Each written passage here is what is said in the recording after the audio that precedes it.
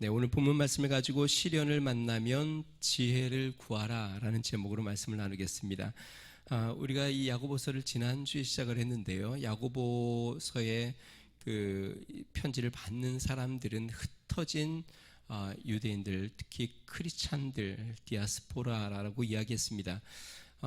이 초대교회의 담임 목사인, 그러니까 대표자인 이 야고보 사도가 자신의 성도들 핍박으로 말미암아, 고난으로 말미암아, 시련으로 말미암아 흩어져 있는 성도들에게 편지를 보내는 것인데요. 지난 시간에 그래서 서두부터 뭐라고 이야기했냐면, 여러 가지 시련을 만나거든, 시험을 만나거든 기쁘게 여겨라 하는 장면들이 나옵니다. 다시 이야기하면 그들을 시련 가운데 격려하고 믿음으로 살도록 세워주려고 편지를 기록하고 있다는 것을 보게 됩니다. 여러분, 인생의 시련은 누구에게나 찾아옵니다. 시련과 아픔이 없는 사람은 없습니다. 자, 그런데 한 가지 의문이 있습니다. 어떤 사람은 다른 사람보다 삶의 시련이 더 많아 보이고, 어떤 사람은 다른 사람에 비해서 굉장히 평탄한 삶을 사는 것처럼 보인다는 것입니다. 그렇지 않습니까? 우리 주위에 보면 시련이 끊임없이 찾아오는 사람이 있고, 또 어떤 사람은 시련 없이 그렇게 조금 더, 물론 시련이 전혀 없지는 않겠지만 나에 비해서 훨씬 더 평탄한 삶을 사는 것처럼 보이는 사람들이 있습니다. 하나님께서 불공평하게 사람들을 대하는 것일까? 물론 하나님께서 주의 특별한 일을 위해서 특별히 단련하는 분들도 계십니다. 특별하게 하나님이 특별한 역사를 위해서, 주의 일을 위해서 특별하게 훈련을 시키고 단련하는 분들도 계시는데요. 이렇게 하나님의 특별한 단련이 아닌 여러 가지의 시련을 끊임없이 많이 만나고 있다면, 그러한 인생을 살고 있다면, 어쩌면 속으로 내가 그런데 라고 만약에 생각이 든다면, 오늘 그런 분들에게 더욱 필요한 말씀입니다. 오늘 설교 제목은 무엇이냐면, 시련을 만나면 지혜를 구하라. 자, 앞에 의문에 대한 어느 정도의 답을 하면 이렇습니다. 어떤 사람은 지혜가 부족해서 시련을 더 많이 겪고, 또 시련을 겪는 데에 지혜가 부족해서 그것을 잘 극복하지 못합니다. 어떤 사람은 지혜로운 삶을 살기에 큰 시련을 만나지 않습니다. 자, 그러므로 이런 시련을 통해서 지혜를 배우고, 또 지혜를 통해서 다가오는 시련들을 예비하고 어쩌면 잘 극복해 나가는 것이죠. 그러므로 누구에게는 시련이 많고 누구에게는 시련이 적다고 이야기할 수는 없는 것입니다. 여러분, 이런 말을 종종 들어보죠. 우리 세상 사람들이 이런 얘기를 합니다. 무식하면 무엇이 고생해요? 몸이 고생한다. 또 이런 말도 합니다. 매를 번다. 이런 말도 하죠. 모난 돌이 어떻게 된다고요? 정 맞는다. 여러분, 여기에서 몸이 고생하는 것, 매를 맞는 것, 정을 맞는 것, 이런 고통, 시련, 아픔은 누구에게나 다 찾아온다기 보기는 좀 어렵습니다. 모나서 정을 맞는 것이고, 또 내가 지식을 쌓지 못해 무식해서 때로는 고생도 하고, 또 내가 고집세고 어리석어서 매를 더 맞기도 하고. 자, 그래서 사람에게 시련이 찾아올 때 저는 크게 두 가지 시련이 있다고 생각이 됩니다. 물론 하나님이 특별한 훈련을 위해서 특별한 계획으로 훈련을 시키는 것 빼고 인생에게 찾아오는 시련은 두 가지입니다. 첫 번째는요, 무고한 시련입니다. 무고한 시련이라는 말은 나와 상관없이 환경적으로 찾아오는 시련입니다. 재난, 재해, 어떠한 사고, 이것은 내가 어떠한 삶을 살고 내가 성품이 어떻고 내가 아는 지식과 지혜가 어느 정도와 상관없이 찾아오는 사고, 불의로 찾아오는 그러한 사고들, 재해들, 이것은 무고한 시련입니다. 뿐만 아닙니다. 선한 자에게 찾아오는 시련들도 있습니다. 악한 자의 무고한 희생자가 되기도 합니다. 선한 자들을 악한 자들이 이용하기도 하고 핍박하기도 합니다. 그래서 시편 35편 7절에 보면 이렇게 이야기합니다. 저희가 무고히 나를 잡으려고 그 그물을 웅덩이에 숨기며 무고히 내 생명을 해하려고 함정을 파싸우니. 무고하다, 다시 이야기하면 내가 뭔가 흠이 있어서, 내가 어떤 잘못을 해서 그가 나에게 하는 것이 아니라 이유 없이 그가 그렇게 하는 것이죠. 애가서 3장 35절에 이렇게 이야기합니다. 무고히 나의 대적이 된 자가 나를 새와 같이 심히 쫓도다. 여러분, 이것은 우리 힘으로 어떻게 할 수가 없습니다. 나와 상관없이 주어지는 시련이기 때문에 또 원치 않아도 찾아오는 시련이기 때문에 이것은 우리가 어떻게 피할 수 있는 방법은 없습니다. 그것을 내가 지혜롭게 감당하는 것이죠. 자, 그러나 인생에서 찾아오는 대부분의 시련은 이런 시련이 아닙니다. 인생에서 찾아오는 대부분의 시련은 어리석음으로 오는 시련입니다. 다시 이야기하면 내가 어리석기에 나의 삶에 찾아오는 시련들, 지혜가 부족하기에 찾아오는 시련들, 삶의 지혜가 부족하기 때문에 나의 삶 가운데 시련이 찾아오는 것이죠.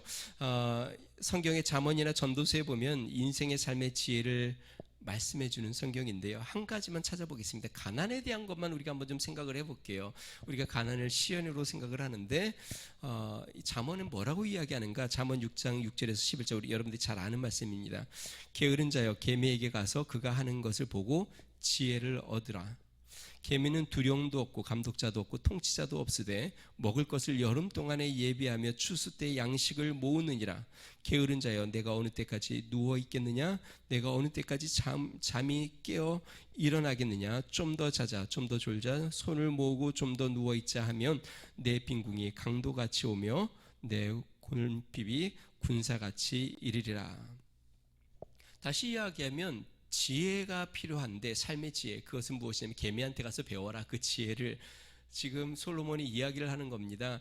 이 계미는 여름 동안에 준비하고 양식을 준비하고 추수 때에 걷어들여서 그것을 가지고 자신의 삶을 잘 관리하여 부족하지 않게, 먹을 것이 없지 않게 관리하면서 부지런하게 생활을 한다라는 것이죠. 이 지혜가 있으면 굶어 죽지 않는다는 것이죠. 그러니까 궁핍함에 빠지지 않는다는 것을 보여주는 것이죠.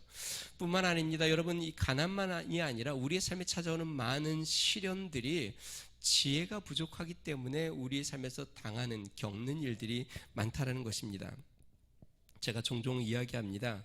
학생들이 보는 시험 문제는 무엇으로 풀어요? 학교 다닐 때 시험 문제는 무엇으로 풀죠? 지식으로 푸는 것이죠. 지식이 있으면 문제를 풀 수 있습니다. 삶에서 만나는 문제는 무엇으로 풀까요? 지혜로 푸는 겁니다. 다시 한번요. 학생들, 학문에 대한 문제는 지식으로 푸는 것이고 삶의 문제는 지혜로 푸는 것이죠.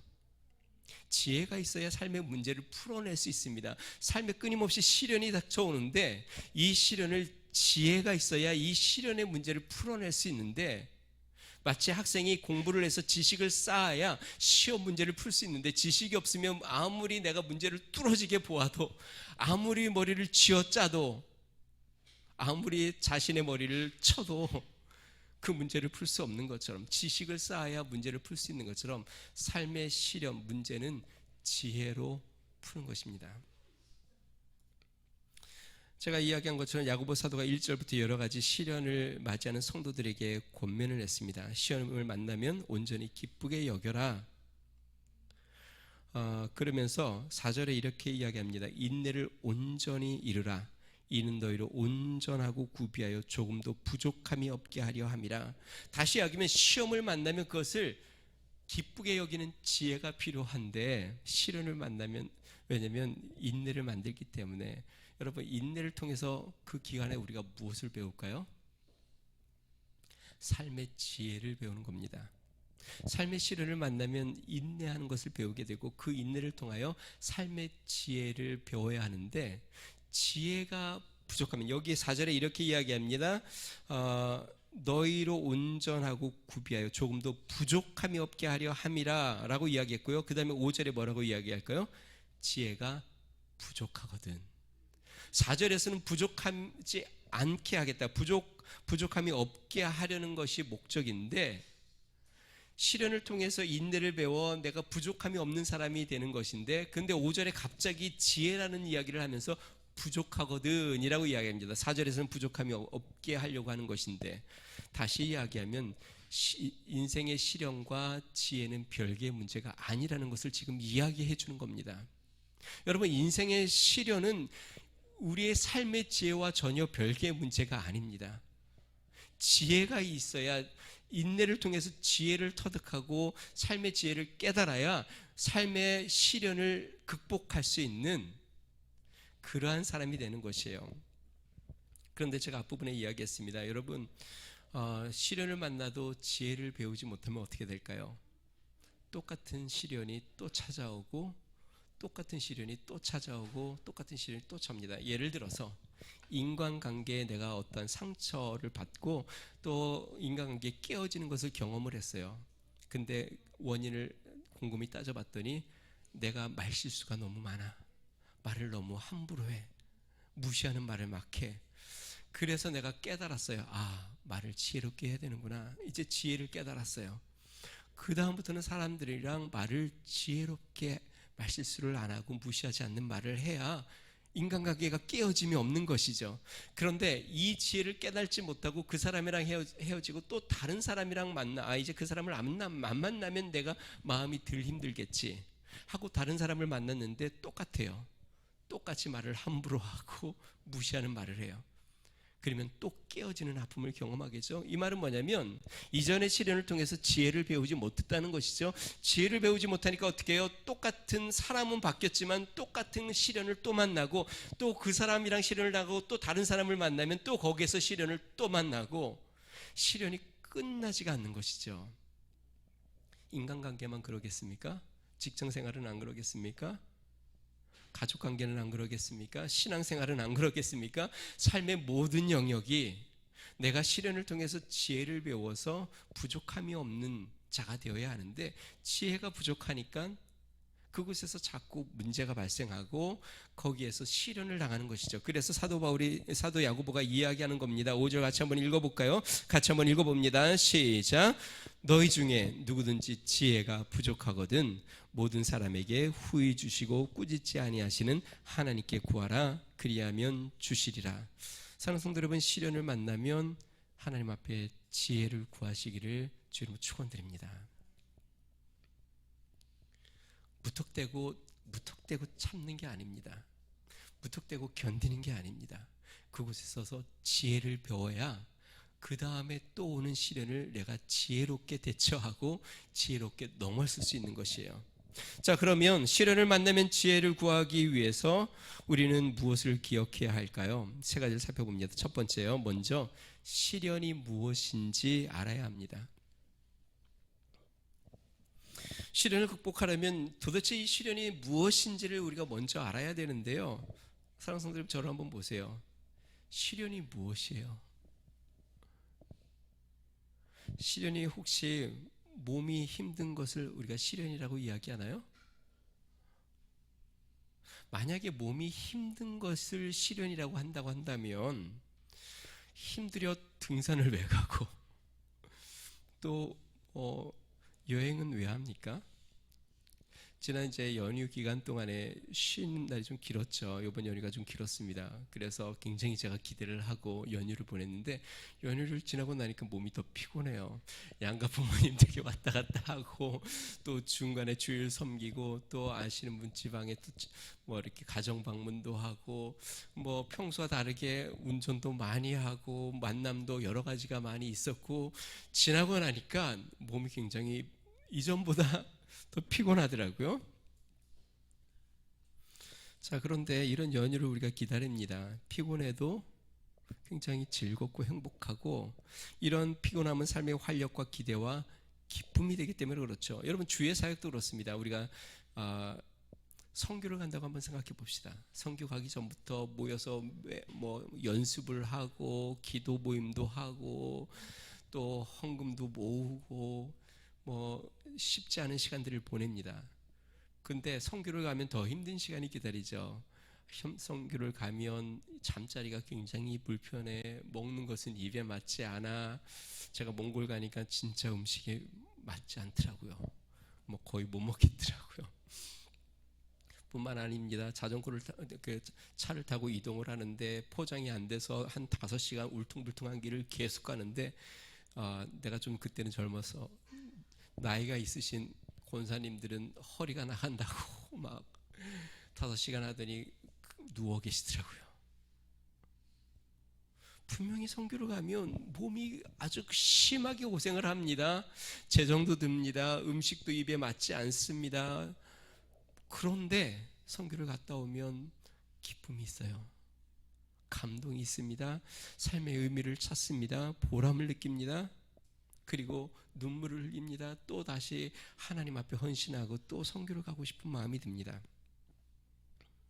자, 여러분, 몸이 힘든 거는 시련이 아닙니다. 그런데 우리가 착각하는 게 있어요. 불편하고 힘든 걸 시련이라고 생각하는 경우들이 많이 있습니다. 좁은 집에 살면 시련을 한다고 생각하는 경우도 있어요. 남들보다 좋은 차를 못 타면 그것이 시련처럼 느껴지는 사람이 있어요.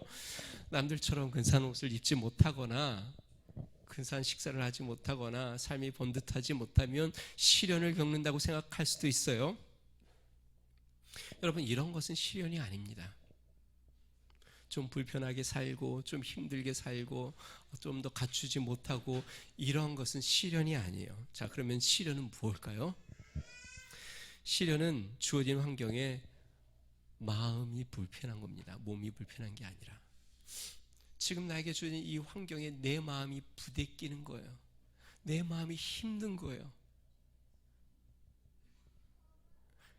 여러분, 몸이 편해도 마음이 불편할 수 있을까요? 반대로 몸이 힘들어도 마음이 편할 수 있을까요? 그럼 어느 게 시련이에요? 마음이 부딪히고 힘든 것이 시련이에요. 시련, 한문으로 이렇게 되어 있습니다. 시험할 시 단련할 연. 그러면 이 시련은 몸을 단련하는 것이에요? 마음을 단련하는 것이에요? 시험에서 단련하는 것이 시련인데 환경이 나를 테스트해서 내 마음이 단련되니까 힘든 거예요. 몸을 단련하면 몸이 힘든 것처럼 내 마음을 단련하기 때문에 내 마음이 힘든 거죠. 그래서 시련이 오는 겁니다. 그래서 환경 가운데 내 마음을 테스트해서 내 마음을 지금 단련하는데 여기에서 바르게 단련이 되면 다음에는 그 시련을 넘어설 수 있는 마음의 힘이 생기는데 바르게 단련이 되지 않으면 다음에 또 그런 시련이 오면 또 마음이 부딪히는 것이죠. 고생하는 것 자체가 시련이 아닙니다. 고생해도 보람이 없다고 생각이 되면 그 생각이 나의 마음을 힘들게 하기 때문에 그것이 시련처럼 느껴지는 것이죠. 가난이 시련이 아닙니다. 가난 가운데 내 마음이 힘들고 다른 사람들이랑 비교해 보면서 나는 왜 저렇게 못 사나 이런 생각들을 하고 아니면 내가 수고를 해도 뭔가 변화가 없다는 생각들을 갖고 이러한 마음의 힘듦이 찾아오면 그러면 그것이 시련이 되는 것이에요. 여러분, 저를 한번 보세요. 시련이 찾아오면 왜 지혜를 구해야 할까요? 지혜를 얻게 되면요, 환경을 바라보는 시각이 달라집니다. 그러면 마음이 변합니다. 다시요, 지혜가 생기면 마음이 변합니다. 제가 그 미국에서 이렇게 이제 공부를 하고 목회를 하다가 한국에서 전화가 왔어요. 제가 학교 기숙사에 있었는데 아시는 분을 통해서 전화 왔는데 한국의 어느 교회, 그것도 유명한 목사님이 담임하는 교회에 저를 학생 그 교육부 목사로 모시고 싶다고 연락이 왔어요. 그래서 기도하고 왔습니다. 왔는데 이 목사님이 보통 분이 아니에요. 그래서 저는 뭐 한국에서 목회를 해본 적이 없고 미국에서 이제 신학을 하고 미국에서 이제 목회를 하다가 한국의 목회 스타일이나 사역자 스타일을 전혀 모르는 상태에서 한국에 왔는데 이 목사님은 개 중에도 굉장히 보수적이고 뿐만 아니라 굉장히 그 학자, 뭐 총신대학원 대학 원장을 하셨으니까 학자시면서 목자시고 아주 엄격한 분이세요. 이분이 그때 연세가 한 60이 넘으셨던 것 같은데 그분이 그런 얘기를 해요. 자기는 여태까지 한 번도 새벽 예배를 빠져본 적이 없다. 그 말은 무슨 뜻이겠어요? 모르시겠어요? 쓰러져도 교회 와서 쓰러져라. 뭐 미국에서 아무것도 모르는 목사를 데리고 와가지고 죽어도 교회에서 죽어라 그 얘기죠. 얼마나 호되게 훈련을 받았는지 모릅니다. 새벽에 새벽 예배를 이제 그 일주일에 한 2번 정도 하고 금요기도에 설교를 시켜요. 새벽 예배 끝나고 이제 아침에 이제 출근을 하면 이제 목회자 회의를 하는데 이 목사님이 노트를 쫙 꺼내세요. 그리고 다 적어놓은 거를 그때부터 지적하기 시작하세요. 단어 요거 틀렸다. 해석 이거 틀렸다. 제스처가 그게 뭐냐. 설교는 한 20분 했는데 지적은 한 1시간을 봐요. 그렇게 한 2년 동안 그분 밑에서 목회를 제가 했는데 이런 시련이 없더라고요. 목회에. 그런데 지나고 나니까 그것이 제 목회에 얼마나 큰 유익이 되고 도움이 된지 몰라요. 여러분, 우리가 어리석을 때는 참 왜 하나님이 나에게 이런 시련을 주시나, 왜 나에게 이런 환경을 주셔서 참 기쁘고 편안하게 목회하게 하지 못하고 이렇게 항상 마음 조이고 이 고약한 분 밑에서 죄송합니다. 이게 방송에 나가 이렇게 내가 이런 시간을 가져야 하나, 어리석으면 그런 생각을 갖게 돼요. 근데 돌이키고 나니까 하나님의 은혜였어요. 하나님께서 나를 목회자 만드시려고 멋모르는 목회자를 불러서 하나님께서 아주 호되게 훈련을 시켜서 목회자로 다듬으시려고 그런 시간들을 주셨어요. 여러분, 지혜를 깨닫고 나니까 하나님이 나에게 주시는 이런 시련과 어려움은 나에게 유익을 위한 것이구나. 하나님의 깊은 뜻이 있구나. 하나님께서 이걸 통하여 은혜를 주시려고 하는구나. 그렇게 지혜를 깨달으면 사도 바울처럼 이야기하게 됩니다. 나는 모든 것에 자족함을 배웠다. 나는 가난에 처하기도 하고 또 풍부에 처하기도 하고 영광스러운 자리와 비천의 자리에 처해도 나는 어느 곳에든지 자족하는 것을 배우게 되었다. 그게 뭐예요? 지혜를 깨달은 겁니다. 인생의 지혜, 삶의 지혜. 자, 그러면 다시 한번 이야기해 볼게요. 이 지혜를 깨달으면 환경이 변하지 않아도 내 마음은 변화되었고, 내 마음이 변하면 시련을 넘어선 건가요? 넘어서지 않은 건가요? 똑같이, 예를 들어서 제가 다시 한번 예를 들어 볼게요. 그 목사님 밑에 똑같이 있어요. 근데 내가 지혜를 깨달았어요. 몸은 똑같이 힘들어. 새벽에 빠지면 진짜 불효령이 떨어지고 자른다고도 얘기하고 예를 들어서 몸은 힘들어. 그런데 마음은요, 감사해. 하나님의 은혜를 찬양하게 돼. 제가 이야기했죠. 시련은 몸이 힘든 게 시련이 아니에요. 마음이 힘든 게 시련이에요. 근데 마음은 변했어. 환경은 변하지 않았는데. 여러분, 여러분의 삶에 시련이 없는 건 환경이 변하는 것이 시련이 없는 게 아닙니다. 시련은 그대로 있어도 내 마음이 지혜를 깨달아 거기에서 내 마음이 자유롭게 되고 그곳에서 하나님의 은혜를 깨닫기 시작하면, 그러면 더 이상 그것이 시련이 되지 않습니다. 그것이 나의 마음을 힘들게 하지 않습니다. 몸은 힘들게 할 수 있어도 내 마음은 그때부터 평안을 누리고 자유를 누리기 시작합니다. 하나님 앞에 감사를 드리기 시작합니다. 그래서 지혜를 구하라고 이야기하는 것이에요. 지금 여러분의 삶을 힘들게 하는 시련이 있지 않습니까? 하나님 앞에 지혜를 구하십시오. 오늘 성경이 야고보 사도가 이야기하는 겁니다. 지혜가 부족하면 하나님 앞에 지혜를 구해라.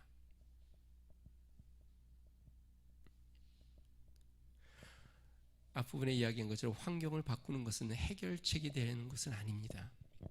지혜를 깨달으면 그 다음부터는 그와 흡사한 환경을 만나도 또 그러한 상황을 만나도 이제는 시험을 당하지 않는 사람으로 훈련되고 성장되어 성숙한 신앙인으로 지혜로운 사람으로 성장하게 되는 것입니다.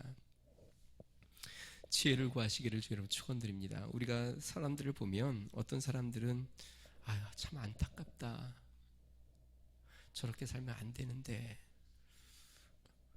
왜 안타깝다고 이야기하는 것이죠? 지혜롭게 살지 않기 때문에. 아유, 저렇게 돈을 펑펑 쓰면 안 되는데, 이게 무슨 뜻이에요? 삶을 저렇게 지혜롭지 않게 살면 안 되는데. 우리가 봐도 다 보이잖아요. 다른 사람이 또 제 삶을 보면 그러겠죠. 저렇게 살면 안 되겠는데. 그러니까 우리가 지혜를 배워야 합니다. 성도 여러분, 지혜로운 성도들 되시기를 주의 이름으로 축원드립니다. 그래서 여러분들의 삶에 지혜가 성장되면 성장될수록 시련은 점점 내가 어리석어서 받는 시련은 점점 사라질 겁니다. 내가 그 시련은 극복해 나갈 것입니다. 이겨 나갈 것입니다. 그러므로 우리의 삶 가운데 점점 형통한 삶이 되어 나갈 것입니다. 성도 여러분, 저는 우리 위더스 중앙교회 성도님들이 정말 지혜로운 삶을 살아 형통한 삶을 누리시기를 주로 축원드립니다.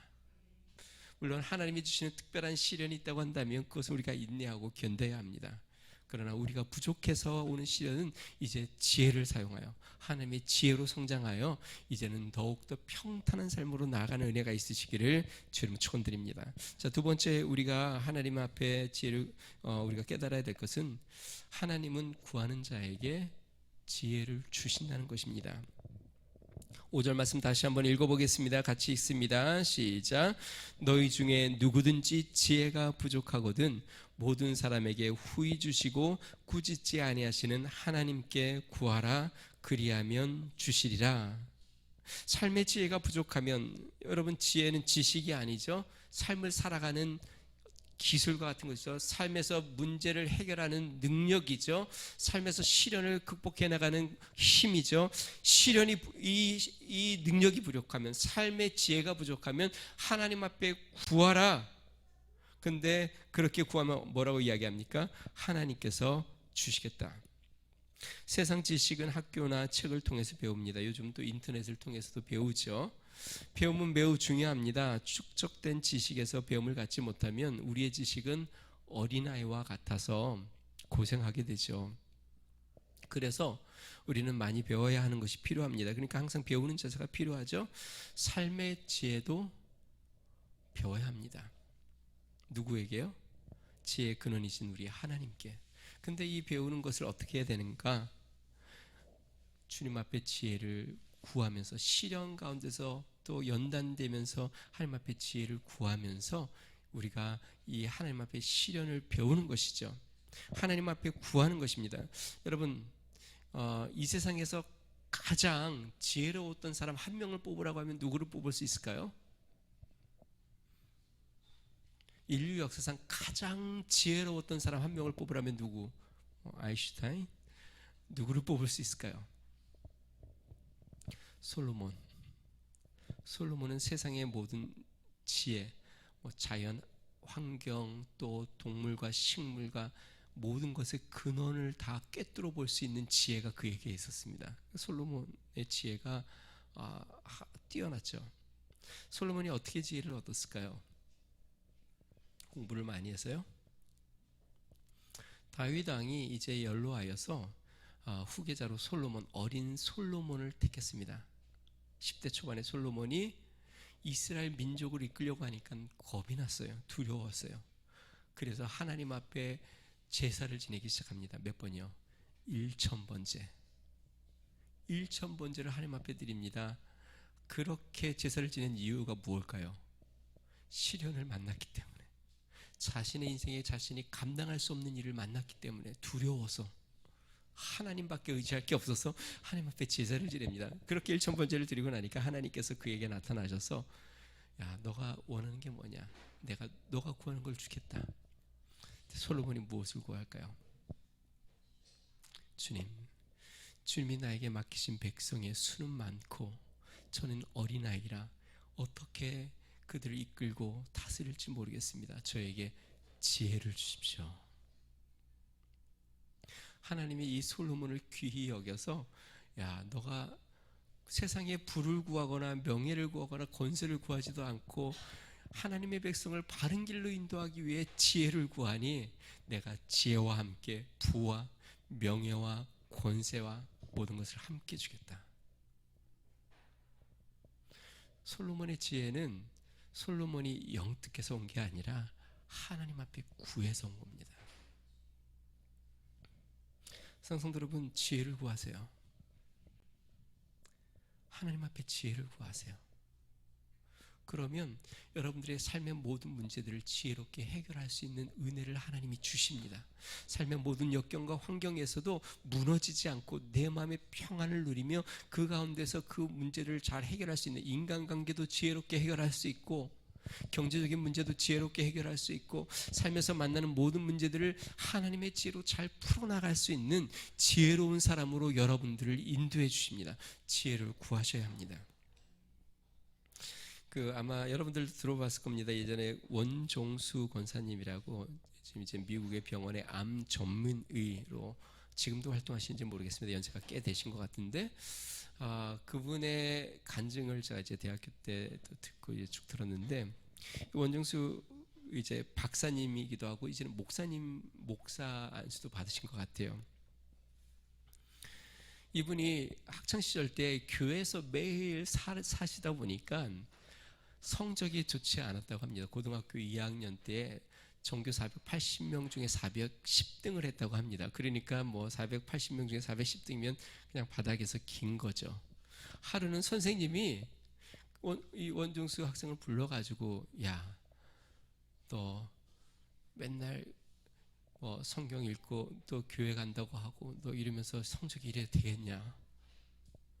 그랬더니 충격을 받았어요. 야, 내가 공부 못하니까 이게 하나님에 대한 영광이 되지 않는구나. 그때부터 이 원종수 학생이 하나님 앞에 기도하기 시작해요. 하나님, 영광이 안 됩니다. 제가 이제 공부 열심히 해야 되겠습니다. 그때부터 이제 공부를 하기 시작하는데, 공부하기 전에 항상 먼저 성경을 읽었습니다. 마음속의 믿음의 신앙인데, 세상 공부를 하나님의 말씀보다 먼저 보지 않겠다, 이 신념을 가지고 성경을 항상 먼저 읽고 그 다음에 이제 공부를 하기 시작을 했는데, 그때부터 하나님이 신비한 은혜를 주시는데, 시험을 보는데 시험 문제를 이렇게 딱 시험 문제가 나오는데 공부한 게 생각이 잘 안 나서 눈을 딱 감으면 그 문제에 관련된 그 교과서의 페이지가 쫙 눈에 펼쳐지는 거예요. 신기하기도. 그래서 답을 딱 하고 또 그 다음 문제를 하면 또 페이지가 쫙 펼쳐지고, 머리를 흔들면 페이지가 넘어가고 이렇게 해서 이분이 서울대 의대를 들어가셨어요. 고등학교 2학년 때까지 480명 중에 410등을 하셨던 분이, 그리고 서울대 의대를 수석으로 졸업을 합니다. 그 다음에 의사 국가고시를 보고 미국 오크우드 병원에 암 전문의로 들어갑니다. 암 전문의로 들어갔는데요, 이분이 이제 그때부터 실현을 나가는데, 자신의 분야의 지도 이제 의사 선생님이 그 밑에 이제 함께 수련하는 이제 인턴처럼 하는 의사들이 모여서 이제 하는데, 이 한국에서 온 원종수 선생님을 무시를 하는 거예요. 야, 뭐 한국에서 의술을 배워서 뭐 얼마나 알겠냐? 너가 뭘 좀 알겠냐? 이 세상에 이 의학이 얼마나 발달되었고 미국에서의 이 첨단 기술과 의술들에 대해서 너가 뭘 알겠나? 그러니까 맨날 무시하고 그렇게 하는 거예요. 그러니까 이게 마음이 너무 힘든 거예요. 그래서 이 원종수 이렇게 의사 선생님이 하나님 앞에, 하나님 힘듭니다. 하나님 지혜를 주세요. 그래서 어떻게 했냐면 아침에 출근하기 전에 새벽에 먼저 일어나서 항상 이게 매주 이제 그 의술지가 이렇게 늘 오는데, 먼저 병원에 가서 항상 그 의술지를 먼저 다 살펴보고 그 다음에 학술지, 논문 이런 것들을 다 먼저 뒤져보고 다 보는 것이에요. 그리고 이제 아침에 의사들이 모여서 이 지도 의사가 이제 인턴들을 모아놓고 이제 뭔가를 이야기를 합니다. 최근에 사이언스지에 이런 것이 나왔는데 이러한 의술에 이런 것이 어떤 약품이 개발됐고 이런 효과가 있고 막 얘기를 하면 이제 원종수 의사가 손을 번쩍 듭니다. 선생님, 그거는 몇 프로가 아니라 몇 프로입니다. 그거는 사이언스지 몇 페이지에 어느 박사가 기술한 논문입니다. 몇 페이지 몇째 줄 그 숫자 아주 정확하게 다 외워가지고 다 얘기하기 시작하는 것이에요. 이렇게 몇 번 경험하더니 이제 이 지도교수가 뭔가를 얘기하려고 할 때 이 원중수 의사를 이렇게 눈치를 보기 시작하는 거예요. 그리고 그 다음부터는 자기가 얘기하지 않고 원중수 의사한테 한번 그거 얘기 좀 해보라고.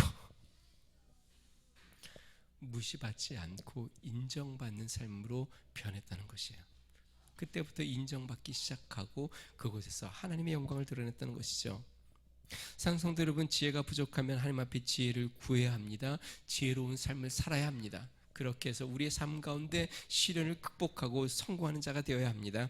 자, 그러면 여기에서 우리가 성경에 이야기하는 것처럼 지혜를 구하면 우리 하나님이 주시는데 두 가지를 이야기합니다. 첫 번째, 지혜를 후히 주신다라고 이야기합니다. 5절에 보니까요, 지혜가 부족하거든 모든 사람에게 후히 주시고. 여러분, 지혜가 부족하면 누구에게 주시는 게 아닙니다. 누구에게나 구하는 자에게 후히 주십니다. 내가 지혜가 부족하다고 생각되면 하나님 앞에 구하십시오. 내가 누구든지 상관없이 우리 주님은 구하는 자에게 후히 지혜를 주십니다. 자, 두 번째요, 주님이 지혜를 후히 주시는데 또 어떻게 주시냐면 꾸짖지 아니하시고 주신다는 것입니다. 꾸짖지 아니하시는 하나님께 구하라 그리하면 주시라. 여러분, 하나님 앞에 지혜를 구하는데 왜 꾸짖지 않는다는 말을 할까요?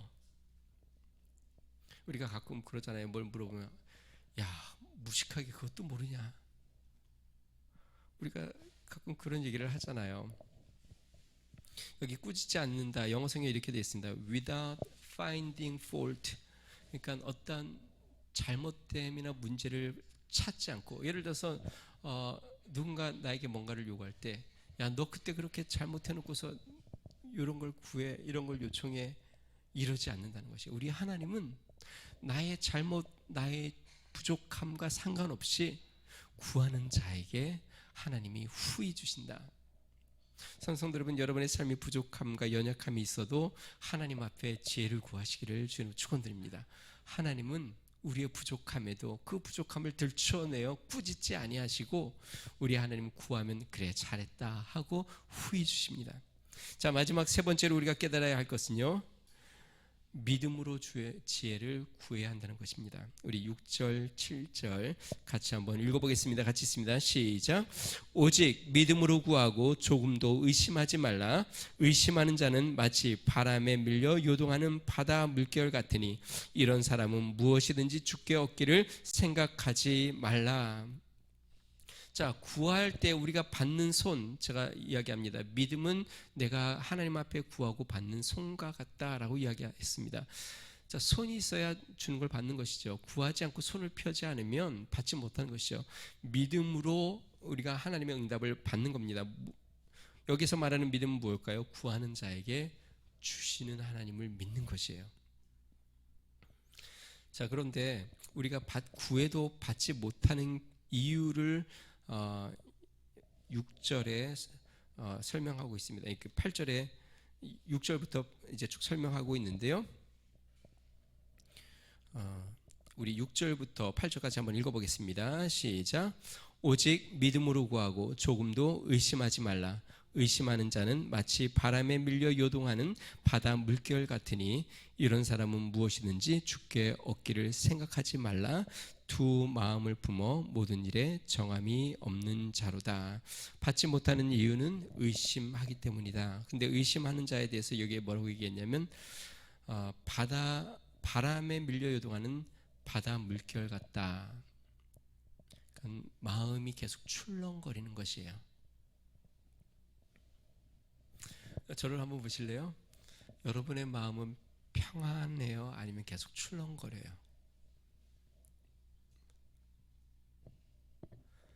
내 마음이 자꾸 막 널뛰기를 자꾸 해요? 아니면 내 마음은 고요해요? 하나님 앞에 기도를 해도 내 마음이 이렇게 고요하지 못하고 출렁거리는 것은 내가 기도하고도 의심하고 하나님이 나를 응답하시는 확신도 없고 하나님이 이 삶을 변화시켜 주시고 하나님이 역사하신다는 믿음이 없으니까 구하고도 내 마음은 계속 출렁거리는 거죠. 영어 성경에는 요동하는 자, wavering이라고 되어 있습니다. 웨이브가 이렇게 파도죠. 웨이버링, 계속 웨이브를 타는 것이에요. 마음이 계속 마음이 출렁출렁 거려요. 그러니까 고요하지 못해요. 자, 이런 자는 어떤 자와 같을까요? 8절에 이렇게 이야기합니다. 두 마음을 품어 모든 일에 정함이 없는 자로다. 이런 자들은 두 마음을 품은 자와 같다. 영어 성경에 double minded man 이렇게 되어 있어요. double minded man. 그러니까 마음이 둘로 나뉘어졌다. 근데 우리가 마음이 어떤 분은 더블이 아니라 트리플도 되고 막 세 개로 나뉘어지고 네 개로 나뉘어지고 마음이 그냥 여러 갈래로 나뉘어지고.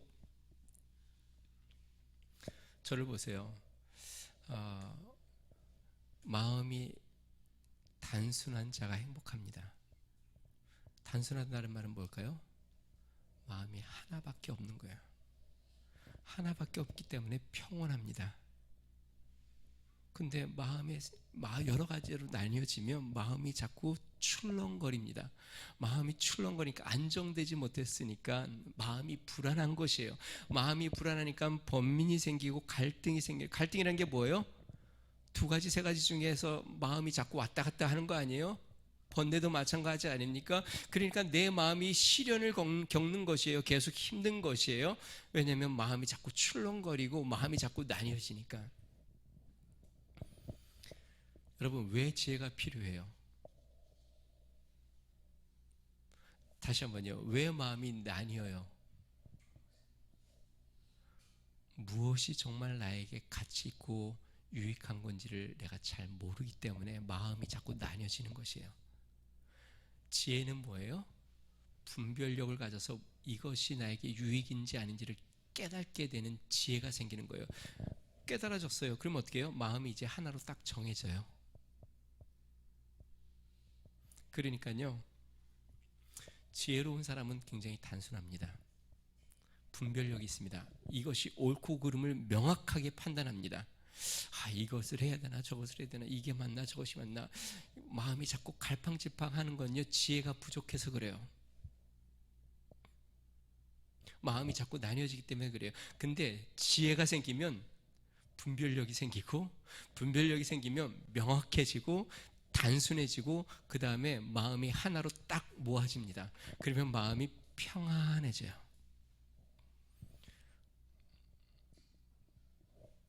그래서 지혜를 이야기하다가 지금 마음에 대해서 이야기하는 것이에요. 그것도 두 마음이 된 마음.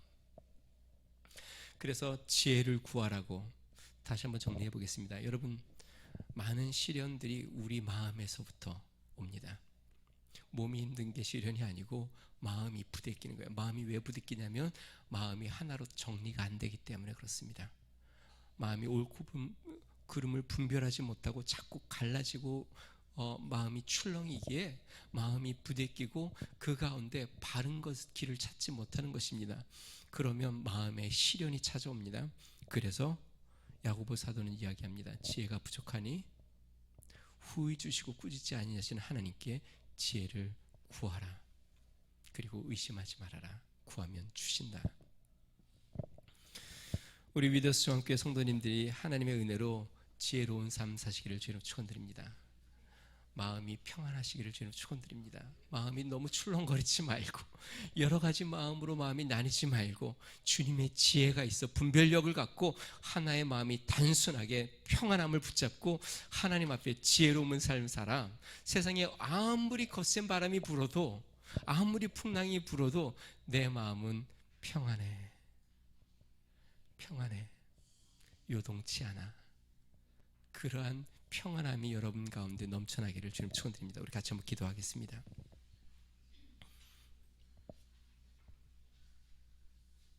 성도 여러분, 시련을 바꿔달라고, 환경을 변화시켜달라고 구하지 말고 지혜를 달라고 구하십시오. 하나님, 저에게 이 만나는 시련에 대한 승리할 수 있는 지혜를 주십시오. 하나님 이 세상을 살아가는데 하나님의 지혜를 저에게 주십시오. 하나님, 주님께서 그 지혜로 말미암아 어떠한 시련도 내가 능히 이기고 감당할 수 있는 지혜로운 사람으로 성장되게 해주십시오. 우리 하나님께서 나에게 그러한 지혜를 주셔서 내 마음이 평안하고 주의 은혜 가운데 감사하며 나아가는 삶 되게 해주십시오. 우리 같이 한번 기도하겠습니다. 존귀하신 하나님 아버지, 감사합니다. 하나님, 너희 중에 누구든지 지혜가 부족하거든 모든 사람에게 후히 주시고 꾸짖지 아니하시는 하나님께 구하라 그리하면 주시라 말씀하신 주님, 하나님, 주님, 우리에게 지혜를 주시옵소서. 우리의 삶에서 만나는 많은 시련들, 많은 어려움들, 특별히 우리가 어리석어 부족하여 만나는 많은 시련들 가운데 하나님 지혜를 주십시오. 하나님, 주님의 지혜로 어떻게 우리가 만나는 시련을 우리가 극복하고 이겨나가며 승리해야 할지를 깨닫게 하여 주시옵소서.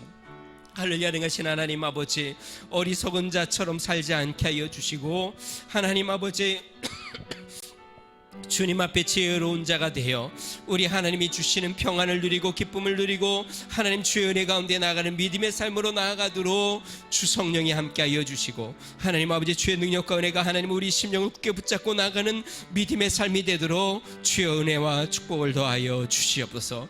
하나님 아버지, 우리 성도들 가운데 우리의 삶 가운데 여러 가지 시험을 만나고 그 시련으로 말미암아 고통을 당하고 어려움을 당하는 자들을 주여 긍휼히 여겨 주시옵소서.